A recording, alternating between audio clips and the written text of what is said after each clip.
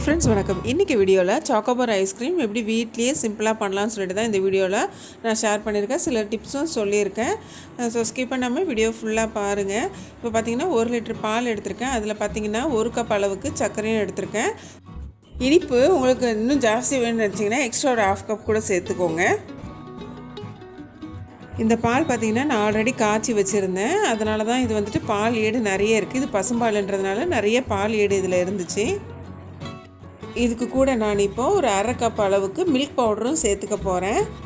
Milk powder சேர்த்தோடனே பார்த்திங்கன்னா திப்பியாக இருக்கும். எந்த லம்ப்ஸும் இல்லாமல் முக்கால்வாசி அளவுக்கு நம்மளால் முடிஞ்ச அளவுக்கு கையிலேயே இது மாதிரி மிக்ஸ் பண்ணி விட பாருங்கள். அப்படி இல்லைன்னா கூட நீங்கள் கடைசியில் இதெல்லாம் ஃபுல்லாக ரெடி பண்ணி முடிச்சதுக்கப்புறம் கூட நீங்கள் மிக்சியில் போட்டு அடிச்சிக்கலாம். அடுத்து இது கூட நான் கொஞ்சம் ஃப்ரெஷ் க்ரீமும் சேர்த்துக்கிறேன். வெறும் மில்க் பவுடர் மட்டும் சேர்த்தா பார்த்திங்கன்னா அந்த ஒரு க்ரீமி கன்சிஸ்டன்சியில் நம்மளுக்கு கிடைக்காது. எனக்கு ஃபீல் ஆனதுனால நான் வந்துட்டு இது கூட கொஞ்சம் ஃப்ரெஷ் க்ரீமும் சேர்த்துக்கிறேன். இது நம்ம சேர்த்தோன்னா கொஞ்சம் க்ரீமியாக இருக்கிற மாதிரி இருக்கும். அதனால தான் டேஸ்ட்டும் பார்த்திங்கன்னா நல்லாயிருக்கும். ஸோ அதனால் இது கூட நான் கொஞ்சம் ஃப்ரெஷ் க்ரீமும் சேர்த்துக்கிறேன். ஃப்ரெஷ் க்ரீமும் ஒரு 1/2 கப் அளவுக்கு சேர்த்துக்கிறேன். இதையும் சேர்த்து நல்லா மிக்ஸ் பண்ணி விட்டுக்கலாம். அப்படியே விட்டுறாதீங்க. மீடியம் ஃப்ளேமில் வச்சு இதை பண்ணுங்கள், இல்லாட்டி அடி பிடிக்க ஆரம்பிச்சிடும். இந்த சைடு ஓரெல்லாம் அப்படியே பிடிக்க ஆரம்பிச்சிடும். அதை எடுத்து விட்டு கிளறி விட்டுக்கிட்டே இருங்க. அடுத்து இதில் நான் 3 டீஸ்பூன் அளவுக்கு கார்ன் பவுடர் எடுத்திருக்கேன். இது பார்த்திங்கன்னா 1/2 கப். இது அந்த 1/2 கப்பில் பாதி தான், அதாவது 1/4 கப் அளவுக்கு பாலை ஊற்றி இதை நல்லா மிக்ஸ் பண்ணிவிட்டு அதுக்கப்புறம் இந்த பால் கூட நான் சேர்க்க போகிறேன். இந்த கார்ன் பவுடரும் பாலும் சேர்த்ததுக்கப்புறம் பார்த்திங்கன்னா இந்த பால் பார்த்திங்கன்னா அப்படியே திக்காயிட்டு வரும். ஸோ இதுக்கப்புறம் பார்த்திங்கன்னா பக்கத்தில் இருந்து கொஞ்சம் கிளறி விட்டுக்கிட்டே இருங்க. 5 நிமிஷத்தில் பால் சட்டுன்னு திக்காகி வந்துடும். இப்போ பாருங்கள், பால் நல்லா கொதிச்சிருச்சு. கொதிச்சு பார்த்திங்கன்னா ஓடிக்கிட்டு இருக்கு. ஆனால் இது வந்துட்டு கரெக்டான கன்சிஸ்டன்சி கிடையாது. இதுக்கு அடுத்த ஸ்டேஜ் பார்த்திங்கன்னா பால் வந்துட்டு பார்த்திங்கன்னா அப்படியே பபுள்ஸாக உடையிற மாதிரி வரும். அதுதான் கரெக்டான கன்சிஸ்டன்சி. அந்த டைமில் நம்ம ஸ்டவ்வை ஆஃப் பண்ணி ஆற விட்டுக்கலாம். அதுக்கப்புறம் நம்ம மோல்டில் ஊற்றிக்கலாம். இப்போ பாருங்கள், பால் வந்து நல்லா கொதிச்சு அப்படியே சுண்டிடுச்சு. இப்போ பாருங்கள், பபுள்ஸாக விடுது பார்த்திங்களா? இது ஓடலை பார்த்திங்களா? ஒரே இடத்துல இருக்குது பார்த்திங்களா? இதுதான் கரெக்டான கன்சிஸ்டன்சி. இந்த டைமில் வந்துட்டு நம்ம ஸ்டவ்வை ஆஃப் பண்ணி இறக்கிடலாம். இன்னொரு டிப் என்னென்னு பார்த்தீங்கன்னா, சாக்கோபார் வந்துட்டு நம்ம பண்ணுறதுக்கு பார்த்திங்கன்னா இந்த ஐஸ்கிரீம் உள்ளே இருக்கிறது பார்த்திங்கன்னா அந்த ஒயிட் கலர் லேயர் பார்த்திங்கன்னா கொஞ்சம் திக்காக இருக்கணும். அப்போ தான் பார்த்திங்கன்னா சட்டுன்னு நம்ம வெளியே எடுத்தோன்னா மெல்ட் ஆகாது. ஸோ அதுக்காக தான் கொஞ்சம் திக்காக வந்துட்டு நான் வந்துட்டு காய்ச்சுறேன். நான் ஏற்கனவே தண்ணி அந்த மாதிரி காய்ச்சும் போது பார்த்திங்கன்னா அது வந்துட்டு மேலே ஐஸ்கிரீம் நம்ம உள்ளே டிப் பண்ணுறோம் பார்த்திங்களா, அது வந்துட்டு ஒட்ட மாட்டேங்குது. அதுக்காக தான் கொஞ்சம் இது மாதிரி திக்காக காய்ச்சிருக்கேன்.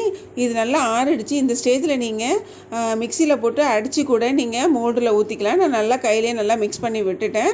ஸோ இப்போ இதை நான் மோல்டில் ஊற்றிக்க போகிறேன். சாக்கோபார் பண்ணுறதுக்கு பார்த்திங்கன்னா இந்த மாதிரி மோல்டு வந்துட்டு நீங்கள் ரப்பர் மோல்டு, அதாவது சிலிக்கான் மோல்டு நீங்கள் வச்சுருந்தீங்கன்னா உங்களுக்கு ஈஸியாக இருக்கும் எடுக்கிறதுக்கு. நான் பார்த்திங்கன்னா இந்த சிலிக்கான் மோல்ட்லேயும் நான் உங்களுக்கு பண்ணி காட்டுறேன். அதே மாதிரி நார்மலாக ஐஸ்கிரீம் மோல்டு இருக்கும்ல, அதுலேயும் நான் உங்களுக்கு பண்ணி காட்டுறேன். ஆனால் இது தாங்க கொஞ்சம் ஈஸியாக இருக்கும் நம்மளுக்கு எடுத்து பண்ணுறதுக்கு நார்மல் மோல்டை விட. ஐஸ்கிரீம் எல்லாத்தையும் ஊற்றி முடிச்சதுக்கப்புறம் அதில் இந்த மாதிரி ஸ்டிக்கையும் உள்ளே எடுத்து வச்சுக்கலாம். இது வந்துட்டு நல்லா ஒரு வாட்டி டேப்பும் பண்ணி விட்டுக்கலாம். பண்ணி விட்டுட்டு இதுக்கு இந்த சிலிக்கான் மோல்டுக்கு போடுறதுக்கு பார்த்திங்கன்னா அதிலே மேலே ஒரு கவரும் இருக்கும். அதையும் போட்டு இதை வந்துட்டு நான் ஃப்ரிட்ஜில் வைக்க போகிறேன். இந்த ஐஸ்கிரீமை பார்த்திங்கன்னா நான் 15 ஹவர்ஸ்க்கு மேலே நான் ஃப்ரீசரில் வச்சுருந்தேன். அப்போ தான் நான் இதை வந்துட்டு இந்த சாக்லேட்டில் டிப் பண்ணி எடுக்கும்போது பார்த்திங்கன்னா அது நல்லா ஒட்டி வரும். ஐஸ்கிரீமில் இந்த சாக்லேட் நல்லா ஒட்டி வரும். ஐஸ்கிரீம் ப்ராப்பராக வந்துட்டு ஃப்ரீஸ் ஆகலைன்னா நீங்கள் அந்த சாக்லேட்டில் டிப் பண்ணும் போதே வந்துட்டு மெல்ட் ஆகிட்டு வந்துடும். ஒட்டாது உங்களுக்கு சாக்லேட் அந்த ஐஸ்கிரீம் மேலே. அதனால் நான் ஐஸ்கிரீமை பார்த்திங்கன்னா ஒரு 15 மணி நேரத்துக்கிட்ட ஃப்ரீசர்லேயே வச்சுட்டேன். இது பார்த்திங்கன்னா நான் அமுல் மில்க் சாக்லேட் எடுத்திருக்கேன். டார்க் காம்பவுண்ட் சாக்லேட்டும் எடுத்திருக்கேன். டார்க் காம்பவுண்டில் பார்த்திங்கன்னா உங்களுக்கு இனிப்பு வந்துட்டு ரொம்ப வராது, டேஸ்ட்டே இருக்காது, இனிப்பே சுத்தமாக இருக்காது. ஆனால் மில்க் சாக்லேட் தான் பார்த்திங்கன்னா உங்களுக்கு வந்துட்டு மெல்ட் பண்ணுறதுக்கு ஈஸியாகவும் இருக்கும். அது மட்டும் இல்லாமல் நம்மளுக்கு வந்துட்டு கடையில் வாங்கி சாப்பிட்ற அந்த சாக்கோபார் டேஸ்ட்டும் இதில் தாங்க இருக்கும், டார்க் சாக்லேட்டில் இருக்காது. அமுல் மில்க் சாக்லேட் பார்த்திங்கன்னா ஒரு 200 கிராம் இந்த மாதிரி சின்னதாக கட் பண்ணி போட்டுக்கிறேன். அப்போ தான் நம்மளுக்கு மெல்ட் பண்ணுறதுக்கு ஈஸியாக இருக்கும், சீக்கிரமாக மெல்ட் ஆகி வரும். மில்க் சாக்லேட் பார்த்திங்கன்னா 150 கிராமு, அப்புறம் எக்ஸ்ட்ரா ஒரு 50 கிராம் அப்படி தான் நான் வாங்கி போட்டிருக்கேன். 200 கிராமுக்கு நமக்கு கிடைக்காது. இது நான் ஃப்ரிட்ஜில் வச்சுருந்தனால கட் பண்ணுறதுக்கு கொஞ்சம் கஷ்டமாகவே இருந்துச்சு, டைட்டாக இருந்துச்சு. இப்போ இது எல்லாத்தையுமே பார்த்திங்கன்னா ஃபுல்லாக கட் பண்ணி சின்னதாக எடுத்துக்கிட்டேன். இப்போ நான் இதை டபுள் பாயிலிங் மெத்தடில் நான் இதை மெல்ட் பண்ணி எடுத்துக்க போகிறேன். டபுள் பாயிலிங் மெத்தட் எப்படி பார்த்திங்கன்னா, நான் வந்துட்டு பாத்திரத்தில் வந்துட்டு தண்ணி வந்து வச்சுருக்கேன். அது பார்த்திங்கன்னா அது கால்வாசி அளவுக்கு தான் அந்த பாத்திரத்தில் தண்ணி வச்சுருப்பேன். அந்த ஆவி பட்டு தான் வந்துட்டு இந்த சாக்லேட் மெல்ட் ஆகணும். அப்போ தான் பார்த்திங்கன்னா கொஞ்சம் லூஸாக வரும். நம்ம டைரெக்டாக அந்த தண்ணியிலையோ இல்லை ஓவராக ஹீட் பண்ணிவிட்டு நம்ம இதை பாயில் பண்ணிட்டோன்னா இது வந்துட்டு நம்மளுக்கு திக்காக இருக்கும், லூஸாக வராது. இந்த சாக்லேட்டை மெல்ட் பண்ணும்போது ரொம்ப திக்காக இருக்கும். நான் ஃப்ளேம் பார்த்திங்கன்னா மீடியம் ஃப்ளேமில் தான் வச்சுருக்கேன். தண்ணி வந்துட்டு ரொம்ப கொதிக்காது, நார்மலாக வந்துட்டு சூடாகிட்டு தான் இருக்கும். அந்த ஆவிப்பட்டு இது பாருங்கள் கொஞ்சம் நேரத்தில் வந்துட்டு நல்லா மெல்ட் ஆகிட்டு வரும். இப்போ பாருங்கள் அந்த ஆவிப்பட்டு பார்த்திங்கன்னா சாக்லேட்டு மெல்ட் ஆக ஆரம்பிச்சிருச்சு. ரொம்ப லூஸாலாம் வராதுங்க நம்ம டிப் பண்ணுற அளவுக்கு. இதுக்கு கூட நான் ஒரு 1/4 கப் அளவுக்கு தேங்காய் எண்ணெய் சேர்த்துக்கிறேன். உங்கள்கிட்ட பட்டர் இருந்தாலும் அதையும் இது கூட நீங்கள் சேர்த்துக்கலாம். எண்ணெய் சேர்த்ததுக்கப்புறம் பார்த்திங்கன்னா நல்லா மிக்ஸ் பண்ணி விடுங்க. இது வந்து நல்லா மிக்ஸ் ஆனதுக்கப்புறம் பார்த்திங்கன்னா நல்லா லூஸாக இருக்கும். நம்ம ஐஸ்கிரீம் டிப் பண்ணி எடுக்கிறது கொஞ்சம் ஈஸியாக இருக்கும். இந்த மாதிரி மிக்ஸ் பண்ணி முடித்ததுக்கப்புறம் பார்த்திங்கன்னா நம்மளுக்கு பார்த்திங்கன்னா ரொம்ப சில்கியாக கிடைக்கும். இந்த மாதிரி வந்ததுக்கப்புறம் பார்த்திங்கன்னா இதை ஆற விடணும். போதும், இப்போ ஸ்டவ்வை ஆஃப் பண்ணிடலாம். நல்லா கண்டினியூஸாக மிக்ஸ் பண்ணிட்டு வந்தால் தாங்க நம்மளுக்கு இது மாதிரி சில்கியாக கிடைக்கும். இதை வந்துட்டு இப்போ பார்த்திங்கன்னா சூடாக இருக்கும். இது ஆறுனதுக்கப்புறம் தான் நம்ம இதில் ஐஸ்கிரீமை நம்ம டிப் பண்ணி எடுக்க போகிறோம். இது ஆறுனதுக்கப்புறம் பார்த்திங்கன்னா இந்த மாதிரி ஒரு கப்பில் நான் எடுத்து ஊற்றிக்கிறேன். அப்போ தான் நம்மளுக்கு டிப் பண்ணி எடுக்கிறதுக்கு ஈஸியாக இருக்கும் ஐஸ்கிரீமு. இந்த ஐஸ்கிரீம் பார்த்திங்கன்னா ஒரு நாள் ஈவினிங் பண்ணி ஃப்ரீசரில் வச்சுருந்தேன். மறுநாள் ஈவினிங் தான் இது இப்போ நான் எடுக்கிறேன். இந்த ஐஸ்கிரீம் பார்த்திங்கன்னா நல்லா வந்துட்டு ஃப்ரீஸாக இருக்கணும். அப்போ தான் இந்த நம்ம சாக்லேட்டில் டிப் பண்ணி எடுக்கும்போது பார்த்திங்கன்னா மெல்ட் ஆகாமல் இந்த சாக்லேட் வந்துட்டு இந்த ஐஸ்கிரீமில் நல்லா வந்துட்டு ஃபிக்ஸ் ஆகிட்டு வரும். ஒழுங்காக ஃப்ரீஸ் ஆகலைன்னா இந்த ஐஸ்கிரீம் பார்த்திங்கன்னா இந்த சாக்லேட்குள்ளேயே அப்படியே மெல்ட் ஆகி போயிடும். அதே நேரத்தில் இந்த சாக்லேட் நம்ம மெல்ட் பண்ணி வச்சுருக்கோம்ல அதுவும் ஆறி இருக்கணும். அதுவும் சூடாக இருந்துச்சுன்னா நம்ம டிப் பண்ணி எடுத்தோன்னா வந்துட்டு ப்ராப்பராக ஃபிக்ஸ் ஆகாது. இப்போ பாருங்கள் இந்த சாக்லேட் பார்த்திங்கன்னா ஐஸ்கிரீம் கூட சேர்ந்து நல்லா ஃபிக்ஸ் ஆகிட்டு வந்துருச்சு. அதே மாதிரி நான் எல்லா சாக்லேட்டையும் இதே மாதிரி டிப் பண்ணி எடுத்துக்க போகிறேன்.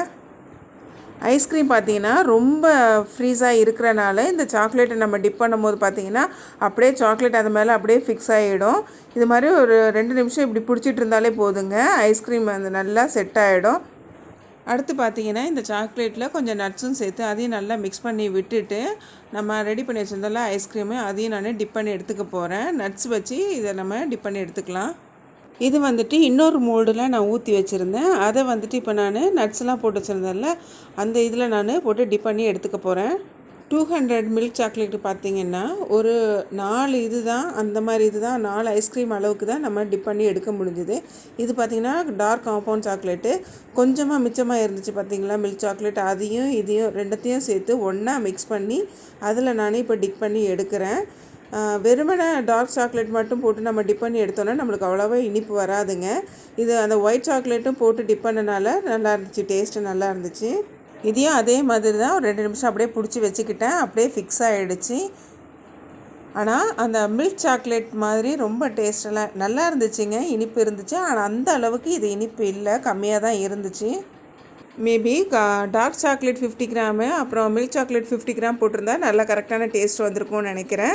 நான் பார்த்திங்கன்னா டார்க் சாக்லேட் பார்த்திங்கன்னா ஜாஸ்தியாக இருந்துச்சு. மிச்சமான மில்க் சாக்லேட்டை தான் இது கூட நான் சேர்த்து மிக்ஸ் பண்ணி போட்டிருக்கேன். ஸ்வீட்டு சுத்தமாக இல்லைன்னு சொல்ல முடியாது, ஸ்வீட் வந்துட்டு கொஞ்சம் கம்மியாக இருந்துச்சு, அவ்வளோதான் வித்தியாசம். இதே மாதிரி நான் எல்லாத்தையும் டிப் பண்ணி எடுத்துக்கிட்டேன். இதே மாதிரி நீங்களும் வீட்டில் ட்ரை பண்ணி பார்த்துட்டு எப்படி வந்துச்சுன்னு சொல்லிட்டு மறக்காமல் எனக்கு கமெண்ட் பண்ணுங்கள்.